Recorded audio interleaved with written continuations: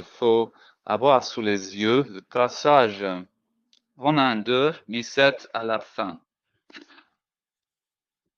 Et ce message s'intitule « Cela ne m'arrivera jamais ». Paul donne un résumé de l'évangile que nous prêchons. Il dit que l'évangile parle de comment être mis en règle avec Dieu.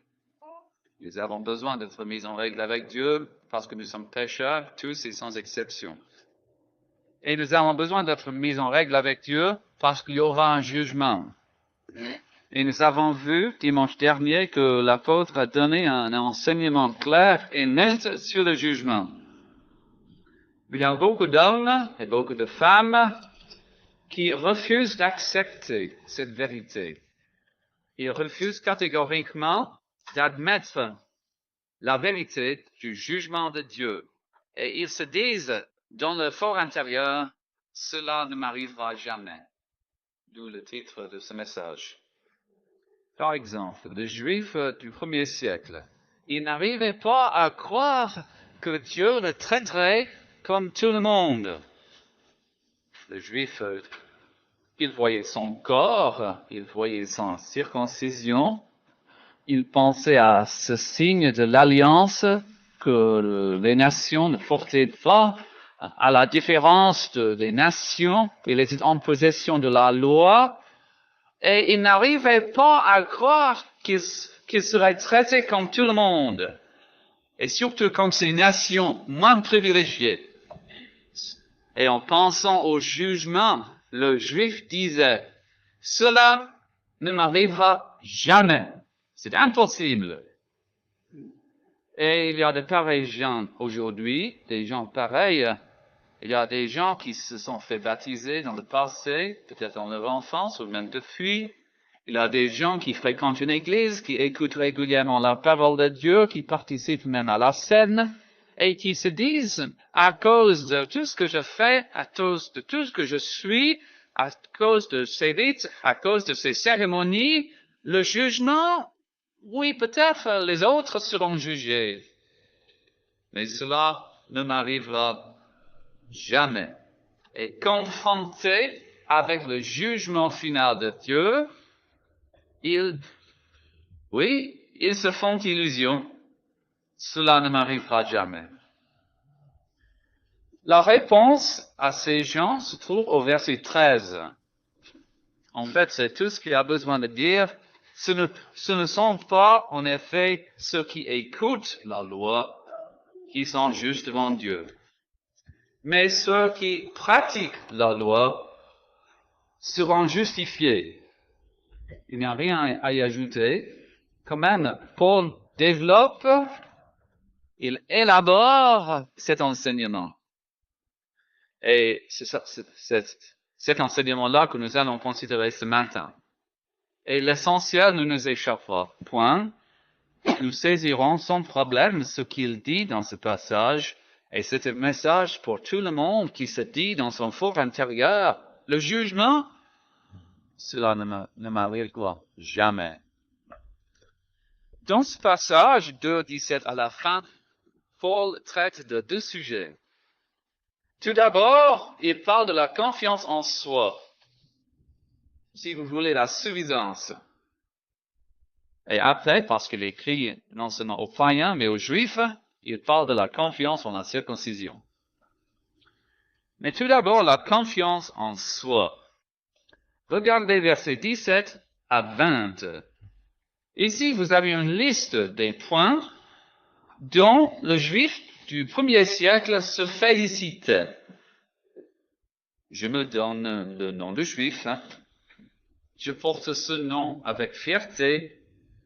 C'est ce nom de juif qui me distingue de tout le monde et qui dit que je suis membre de la race élue. Je suis en possession de la loi. J'en suis fier parce que c'est ma nation et à moi qui est le gardien de la vérité de Dieu. C'est verset 17. Je me glorifie de mes rapports avec Dieu. C'est ma nation, oui, la mienne, qui a reçu l'approbation de Dieu. Verset 18. Je connais la volonté de Dieu. Je suis au courant du contenu de sa loi. Ah, quelle lumière que nous avons, nous juifs. Nous ne sommes pas dans l'ignorance comme les autres. Nous savons ce que Dieu a dit. Verset 18. Oui, j'approuve et je suis en accord avec la loi de Dieu par laquelle j'ai été instruit. Je trouve la loi de Dieu excellente. Verset 20, 19 et 20. Eh bien, je suis en mesure d'être le conducteur des aveugles. Ces pauvres nations qui n'ont pas la loi de Dieu, je peux leur montrer le bon chemin. Je suis en même d'être la lumière de ceux qui sont dans les ténèbres, qui sont plongés dans l'ignorance. Les païens de ce monde ne sont que des insensés. Je peux les éduquer. Voilà ces enfants qui ne connaissent pas grand-chose. Mais je peux être leur maître parce que j'ai une excellente connaissance de la vérité. C'est ainsi que parlait dans lui-même le juif du premier siècle.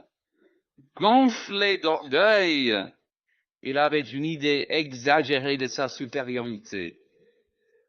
Nous avons la vérité et nous seuls sommes dans la vérité, disait ce juif. Il était plein de son importance. Il n'était pas du tout rempli d'une humble reconnaissance. Bref, le juif du premier siècle se voyait et se croyait unique. Je suis particulièrement chaleur à Dieu, se disait-il. Et il est impossible que Dieu me traite comme tout le monde. C'est impossible. Il m'est impossible de croire que je serai traité de la même manière que les païens, que les incirconcis, que les gentils. Le jugement, oui, je crois au jugement, mais le jugement ne m'arrivera point. Et on voit facilement l'erreur de ce juif. Mais il y en a beaucoup qui tombent dans le même piège aujourd'hui. Et peut-être vous, ce matin. Vous êtes en possession de la parole de Dieu. Vous écoutez ce matin une prédication évangélique de la Sainte Parole. Vous avez une certaine connaissance, même une certaine compréhension de la parole de Dieu. Peut-être même aimez-vous la parole de Dieu. Et vous vous voyez comme étant en mesure d'être le guide de ceux qui s'égarent. Vous êtes en mesure de donner un peu de lumière à ce monde qui se trouve dans les ténèbres. Peut-être même êtes-vous fiers de vos connaissances, des progrès que vous avez faits sur le plan spirituel. Alors, si cela est le cas, je vous invite maintenant à étudier ce que Paul dit au verset 21, 22, 23 et 24. Nous avons dans notre version française ici une série de déclarations, mais il s'agit dans le grec plutôt d'une série de questions. J'entends ce que vous dites, dit Paul. Mais qu'est-ce que vous faites? Voilà ce qui m'intéresse. Vous enseignez les autres, mais est-ce que vous vous enseignez vous-même? Mettez-vous en pratique ce que vous prêchez. Vous prêchez de ne pas dérober, mais vous, est-ce que vous dérobez? Vous dites de ne pas commettre adultère, mais est-ce que vous commettez adultère? Vous avez horreur des idoles, mais commettez-vous des sacrilèges? Par exemple, c'est un sacrilège, monsieur, d'être ici ce matin, en la présence de Dieu, sans l'adorer en esprit et en vérité. Et si vous vous fatiguez de l'adoration publique de Dieu, c'est déjà un sacrilège. Si vous ne donnez pas la dîme à la cause de Dieu, c'est déjà un sacrilège. Comme Dieu nous montre, par exemple, dans la prophétie de Malachie. Et si vous avez horreur des idoles, mais vous commettez ces autres sacrilèges, vous ne mettez pas en pratique ce que vous prêchez. Oui, dit Paul, verset 23. Vous faites une gloire de la loi. Mais déshonorez-vous la loi de Dieu? Vous vous glorifiez de la loi, mais vous violez la même loi. Et de cette manière, vous déshonorez Dieu plus que les païens. Parce que contrairement à vous, les païens ne se disent pas le peuple de Dieu. Vous n'avez pas de quoi vous féliciter, dit Paul, bien au contraire. Parce que les incroyants, c'est votre conduite qui décide ce que les incroyants pensent de Dieu. Et je répète cette phrase. C'est votre conduite, dit Paul, qui décide ce que les incroyants pensent de Dieu. Et à cause de vous, dit Paul à ces Juifs, à cause de votre comportement, à cause de votre conduite personnelle, les païens méprisent le saint nom de Dieu. Vous avez péché contre la lumière, dit-il. Et vous pensez toujours, vous croyez toujours que Dieu ne vous jugera point? Dieu a plus de bonnes raisons pour vous juger que pour juger les autres. Les implications de cet enseignement sont très claires et nettes. Si vous avez une certaine pureté de doctrine, il faut que cette doctrine soit accompagnée par une vie sainte. Si vous avez raison de croire que vous avez une meilleure compréhension de la parole de Dieu, il faut vivre à la lumière de cette parole. Il faut que votre conduite soit aussi impressionnante que vos connaissances. Parce que votre conduite décide ce que les incroyants penseront de Dieu. Et vous vous faites une illusion si vous vous dites dans votre fort intérieur, le jugement, cela ne m'arrivera jamais. Alors, ayant parlé de la confiance en soi, maintenant, de verset 25, Paul parle de la confiance en la circoncision. Bien, je vous invite à suivre verset 25 à la fin de ce chapitre. Ici, Paul parle, et on parle beaucoup, il parle de la circoncision. Le juif du premier siècle portait dans sa chair un signe extérieur, visible et permanent de l'alliance de Dieu. Et il en était fier. Et il voyait ce signe, et pour lui, c'était une garantie qu'il n'entrerait jamais dans le jugement. Comment Dieu pourra-t-il me traiter comme tout le monde parce que je porte, moi, dans ma chair, le signe de l'alliance? Je suis dans la ligne d'Abraham, le premier d'avoir reçu dans sa chair ce signe. Je suis juif, je suis héritier des promesses faites à Abraham. J'ai ce signe perpétuel et physique. Eh bien, comment serait-il possible à Dieu de me condamner avec tout le monde? Ce genre d'argumentation est frappant et pour les Juifs convaincant. Et le même genre d'argumentation est très persuasif même de nos jours. Il y a des gens qui se fient à le baptême, qui reposent et leurs espoirs reposent sur la participation dans une église évangélique. Ils fréquentent l'église, et comme j'ai dit déjà, ils participent à la scène, et ces gens-là voient ces signes extérieurs et visibles, et tous les espoirs, toute leur espérance repose sur ces signes. Mais Dieu, comme nous allons voir maintenant, ne regarde que l'intérieur. Il lit dans nos pensées et il examine de près notre cœur. Il ne regarde pas et ne tient pas compte de ce qui est extérieur et visible. Eh bien, Paul, qu'est-ce qu'il a dit à ses contemporains juifs qui, en fait, se fiaient à la circoncision pour le salut personnel. Il démolit leur confiance en la circoncision. Suivons maintenant point par point l'argumentation qui se trouve au verset 25 jusqu'à la fin de ce chapitre. Verset 25. Certes, la circoncision est utile si tu pratiques la loi. Mais si tu transgresses la loi, ta circoncision devient incirconcision. La circoncision n'est pas une fin en soi.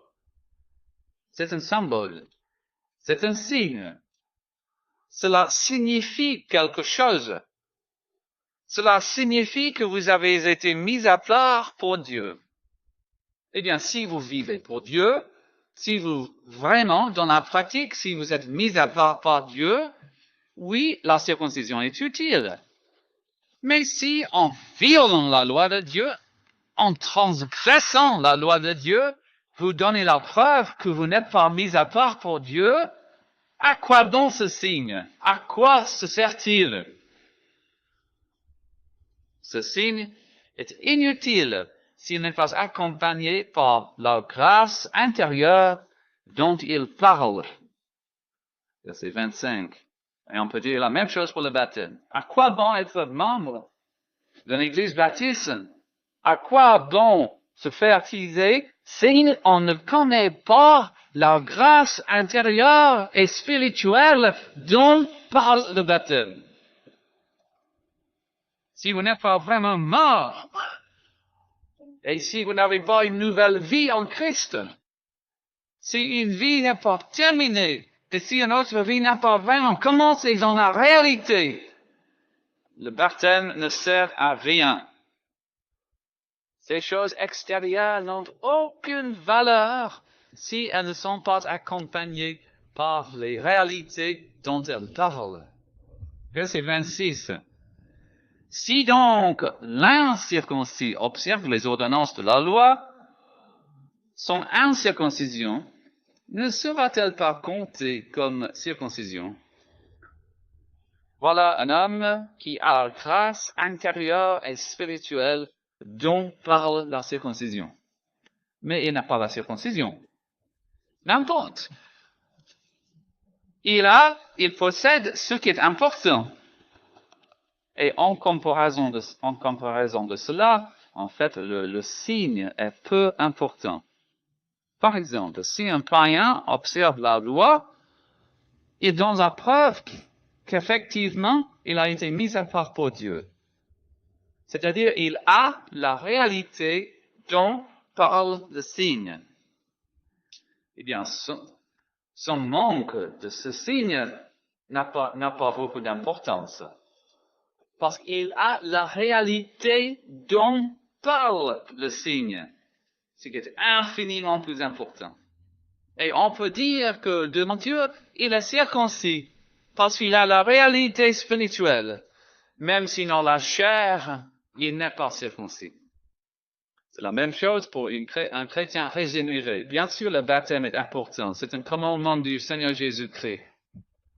Mais si quelqu'un est vraiment régénéré, si quelqu'un vraiment est mort avec le Christ et il vit dans la réalité de tous les jours sous la seigneurie du Fils de Dieu, selon Dieu, cet homme-là, cette femme-là est vraiment baptisée, même s'il n'a pas encore passé par les eaux du baptême. Il y a quelque chose qui est infiniment plus important que le symbole. Le symbole est important.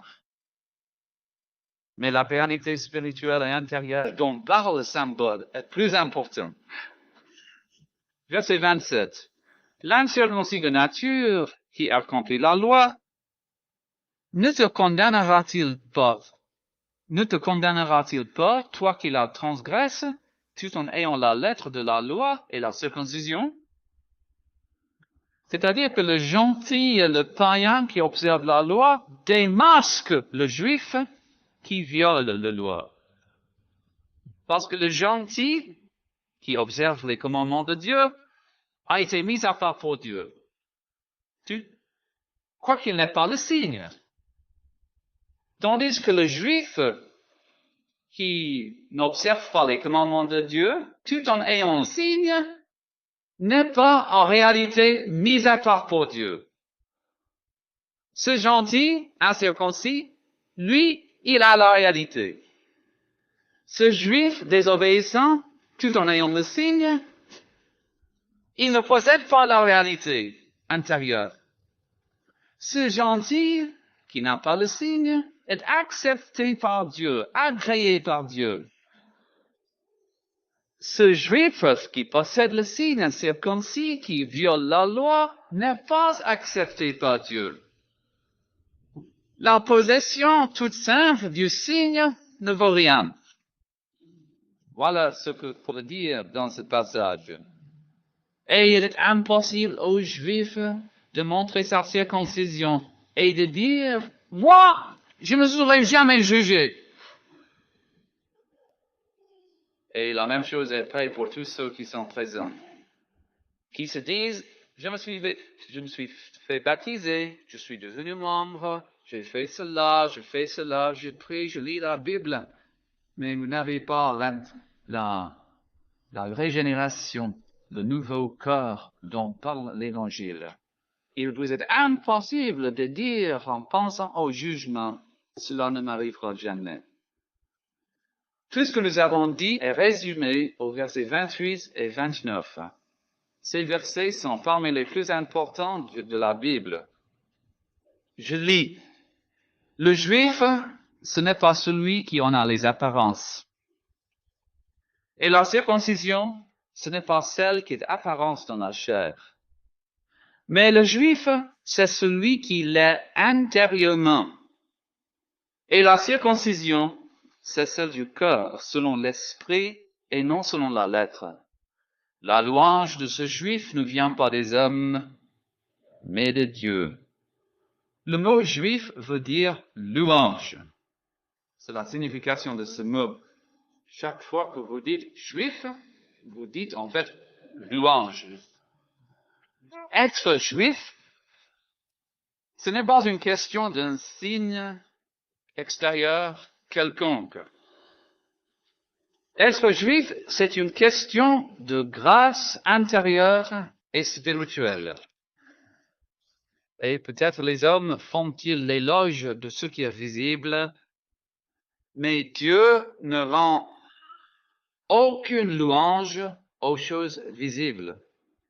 Dieu voit où les hommes n'arrivent pas à voir. Dieu lit dans les pensées, il regarde l'intérieur, il pèse et examine le cœur humain. Et Dieu évalue la valeur d'un homme en fonction de ce qu'il voit à l'intérieur de cet homme. Et Paul nous a montré que Dieu n'intéresse point à l'extérieur. Paul a brisé, a détruit cette illusion qu'un signe extérieur puisse me sauver. Il n'aurait jamais pu expliquer la voie du salut avant de donner un enseignement si clair et si net. Dimanche prochain, Paul va répondre à quelques objections. Et cela fait, après, il va révéler sans ambiguïté, sans équivoque, la voie du salut.